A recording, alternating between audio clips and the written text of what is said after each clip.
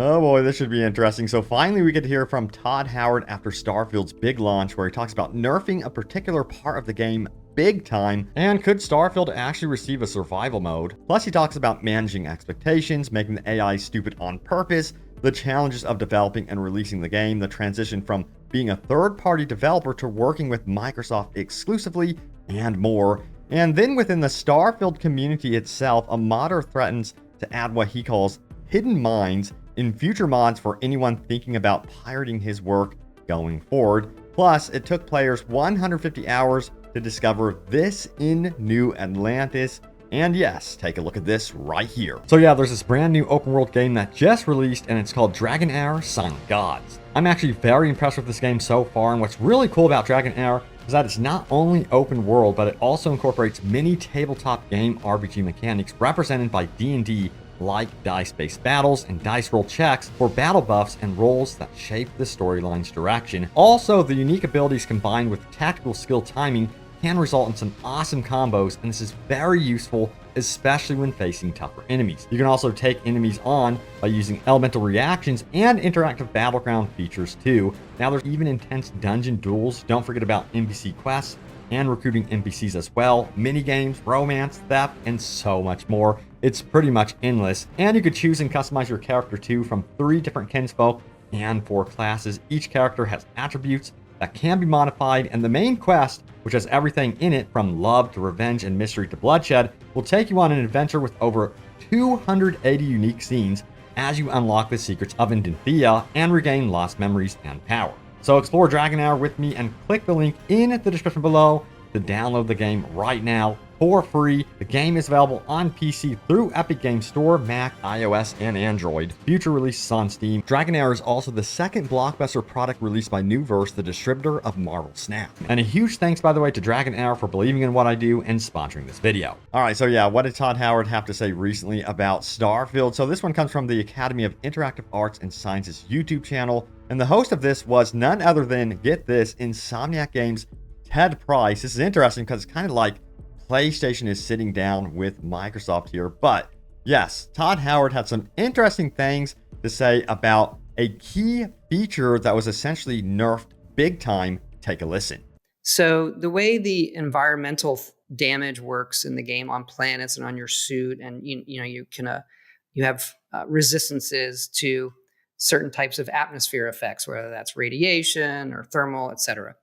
And that was it's a pretty complex system, actually. It was very punitive. And so we kept trying, where you get these afflictions, we kept trying to tune it. We get a point where we're tuning it and you're having to heal those things. And what we did at the end of the day, and it was a complicated system for players to understand, is we just nerfed the hell out of it. Where it ends up being, it matters, but only a little bit. It matters more in flavor. Like the affliction you get is more annoying knowing you have it than the game result. Usually, I'm generalizing.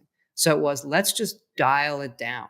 So yeah, part of me really loves the sound of having survival elements in Starfield, because it would definitely separate itself even more from games like Skyrim and of course Fallout. Now you got to remember that Fallout 4 did receive a survival type mode later down the road officially by Bethesda, and Todd Howard actually had some very interesting things to say about spacesuits and what they want to do with those. So yeah, take another listen right here. Because if we dial it way back, it becomes more flavor on the screen than it does a gameplay system we had originally wanted, where, okay, I have multiple spacesuits. I have one for high radiation planets. I have one for really cold planets. I have ones for these environments. And I'm saying it now, people are playing the game, like, you don't think about it that much. It might be something we address going forward. And when he says it might be something we address going forward, now that's open to a lot of speculation and interpretation, of course, but we can look at the history of Bethesda. They did officially support Fallout 4 with a survival mode a few months after launch, which is really cool. So perhaps that's something we might see for Starfield. I think a lot of people would love to see this, and in fact, I think a lot of people that were kind of maybe on the fence about Starfield and perhaps gave up on it would definitely revisit the game for sure. So I say, they should greenlight this and give us a more survival type mode for Starfield. I know I would be playing it and messing around with it for sure. I particularly don't hop into survival modes, but something about Starfield for me, considering how dangerous it actually is in real life to go exploring the universe, yeah, I feel like it fits the mold very, very well. However, I do love the vanilla base game. Currently, I'm really enjoying it right now. Now, speaking about that, Todd Howard also had some very interesting words to say about, yes, AI and how they actually developed it. In fact, if they felt like the AI was too smart and they purposely dumbed it down, check it out right here. Here's what he had to say. The AI became a thing. It's very easy when you get into outer space, particularly with certain types of physics, to make the enemies really, really smart or end up in the situation where forever we were just jousting. And it turns out you have to make the AI really stupid. You have to have them they should fly. And well, I'll point out, you have them fly, then they need to turn basically like, hey, player, why don't you just shoot me for a while? And then you give the AI tools that the player can see the tail coming. Oh, he's boosting away. I can do that. Yeah, I totally get where he's coming from, of course. You don't want the AI to be laser focused on you and you stand no chance whatsoever. You do want them to have those human elements where they do make mistakes, that sort of thing. But yeah, let me know how you are feeling about the AI right now and what difficulty you guys are playing on. I do feel like they can fine tune it even more, and I hope they actually do that down the road. And I would like to see the AI perhaps do more flanking maneuvers, especially when you're on the ground. For ship combat, it seems like the AI for me personally is fine right now. I have really no complaints concerning that. They still do offer up a challenge if you go into battle making some mistakes and you're not prepared with your ship, then that's on you. But yeah, one of the biggest challenges Todd Howard and the team at Bethesda Game Studios faced with this game in particular, and you can kind of feel it when the game was first announced all the way up to launch, is how they had to, of course, tease the game and then manage expectations without spoiling the game. They had to walk this tightrope, and that's an interesting part of marketing. You don't want to spoil it and then not leave anything open to discovery and lose that sense of mystery. So yeah, let's go ahead and take a listen to Todd Howard and see what he has to say about this one. When you get into specific systems, what's good is you can just show a couple screens. You can show 3 seconds of footage with a menu. And whereas on a first view, people don't get it, they're going to go on Reddit and other places and tear it apart. And they're just awesome at it. Somebody will spend, 100 hours going through and figuring out what every skill does. We still and this is, we've noticed this with it. This is not a surprise for us. I think it's a surprise maybe for the audience. It's a very complex game.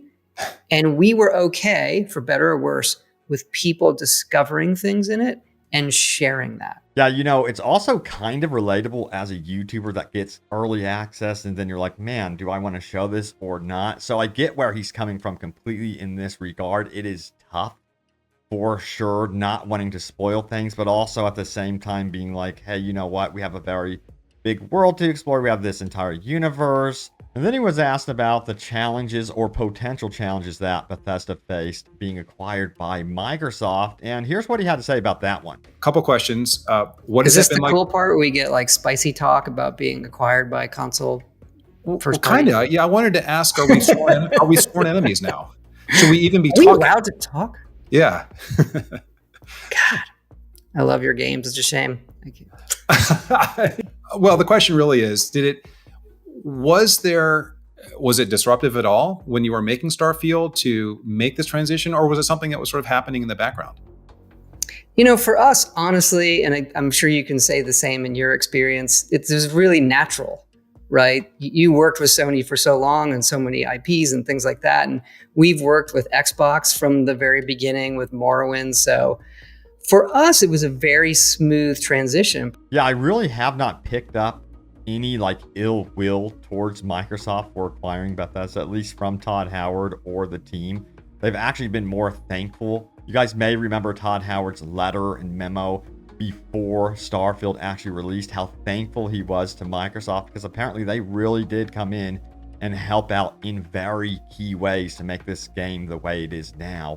So yeah, That's really good to know, and I'm kind of excited actually to see what happens with Bethesda under Microsoft. Let me tell you what, I think they're in good hands, you know. I'm excited to see what Microsoft does, and it seems like they're doubling down on single-player RPG experiences in an open world setting. We've got Fable to look forward to next. I cannot wait for that. Oh, but yeah, anyways, you guys have got to see the next story. Here's the headline. It says, Starfield paid DLSS mod creator hits back at pirates, threatens to add hidden mines in future mods.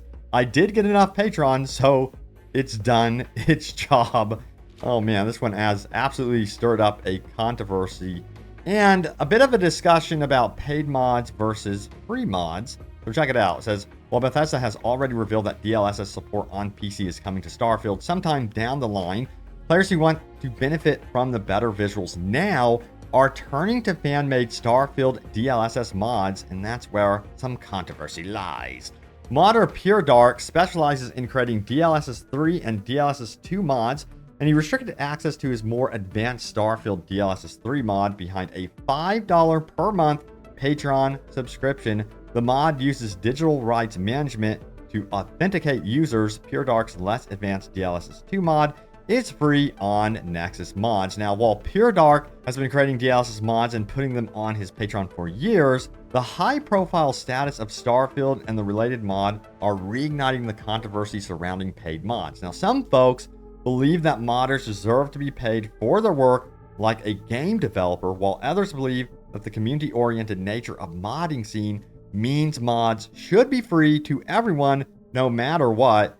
In a poll we ran on our initial article about this paid mod, 68% of respondents selected that mods should always be free. Do you agree with that? Do you think that modders should get paid or not? Or do you think they should be viewing creating a mod as like a segue to getting into game development? That perhaps this is kind of like an internship. I myself, it depends on the mod. I've told you guys this before, that I have actually purchased some very big GTA 5 mods, and I've supported creators in that way, and they definitely deserve it because these mods were absolutely huge. Now, furthermore, the article goes on to say this right here. Pure Dark added digital rights management authentication to the mod, and the mod has already been cracked by members of the modding community.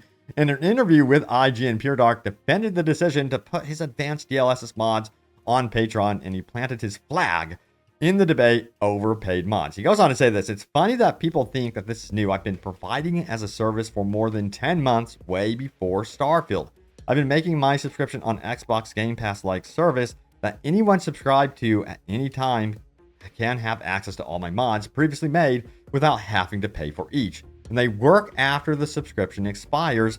I've been making new mods and keeping mods updated for months for my subscribers. Is $5 too much for a service? So yeah, this is definitely an interesting discussion. Again, if it's a bigger mod, like a huge mod, that's definitely different case, of course. Then yeah, it makes sense to support the content creator. But yeah, the article goes on to read, it's true the mod does not require an active Patreon subscription, so people can still pass the DRM authentication after unsubscribing. Now, Pure Dark also responded to how quickly the Starfield mod was cracked.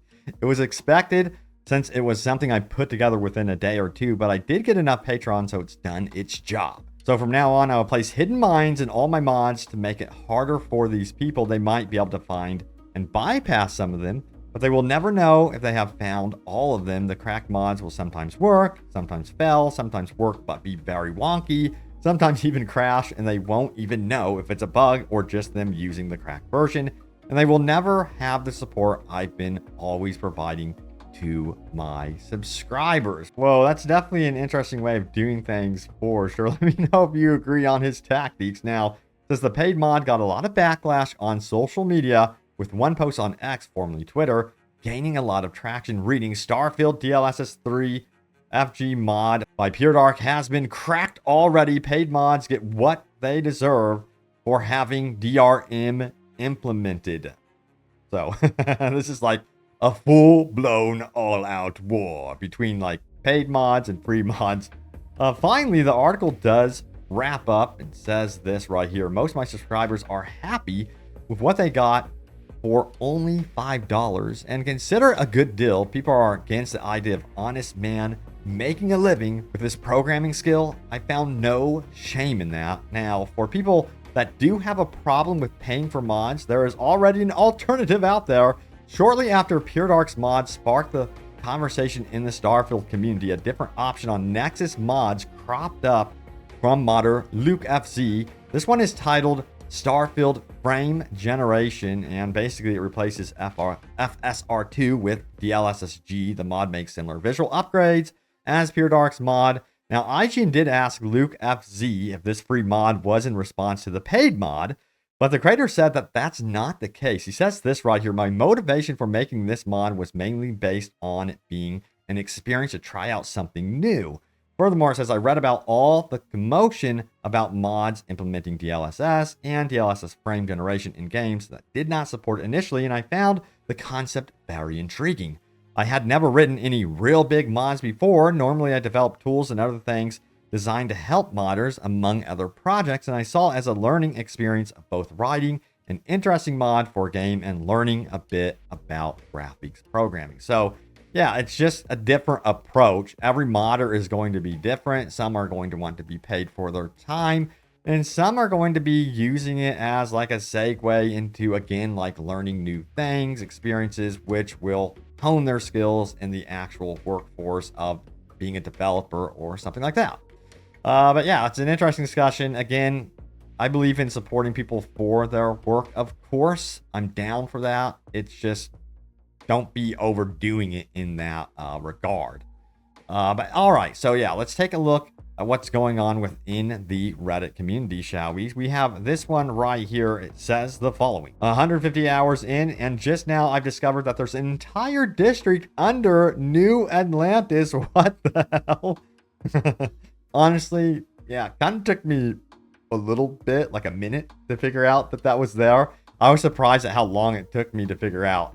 Actually, oh yeah, it was when me and my bro Ryan were discussing Starfield, and then we looked at some footage that he had recorded, and he showed me the underground area. I was like, wait, what?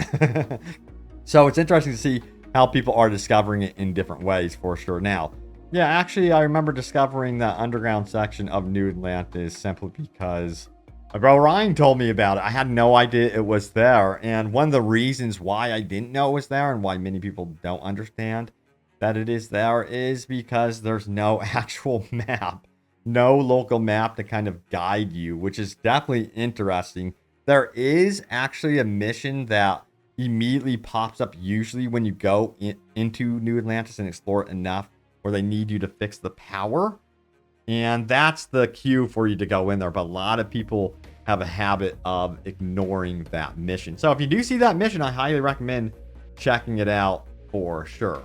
All right, so now it's time to get into your top comments. Remember, leave a comment down below. It could end up in a future video. You never know. So yeah, let's do this. All right, so yes, my most recent video was this one right here.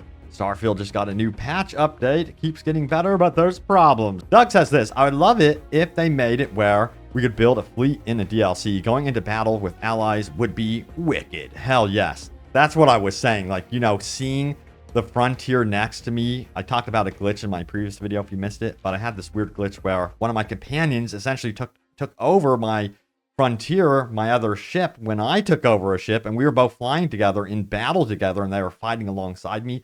It was badass, and that's something I want to see as an official type, like free DLC added to the game, is companions in space in their own spaceships. Now, we have this one right here from Guyver Unit, who says, my main complaints for the companions are that they give, no F's, excuse me, that you are trying to be stealthy, and they walk in front of you during firefights. There's nothing like lining up that shot just for Barrett to absorb it instead. Otherwise, Barrett's personal quest has me intrigued. Yeah, you know, there's some bits and pieces here in Starfield that kind of baffle me that they haven't progressed from, like, Fallout 4. I mean, it's been a long time since we've gotten Fallout 4, so I am, again, really hoping when it comes to Elder Scrolls 6, a lot of research and development, tons and tons of R&D was done before even heading into development. That seems to be the case for Elder Scrolls 6, and I hope that's actually true, because a lot of these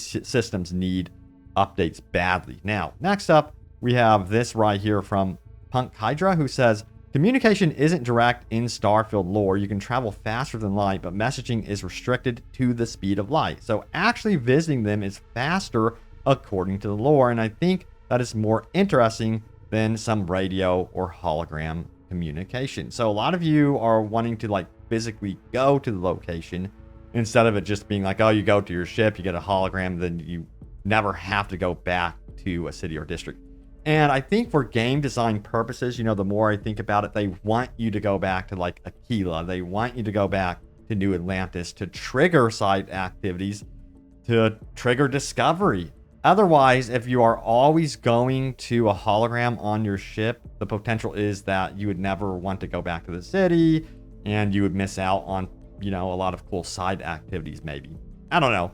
I think the option though would be neat and interesting. But I definitely do kind of see developers kind of like, I mean, we built this whole city. Don't you want them back there? Yeah. But anyway, there it is. The latest happenings around Starfield. Thank you all so much for watching. Hope you guys enjoyed the video. And I will see you all next time. Take care.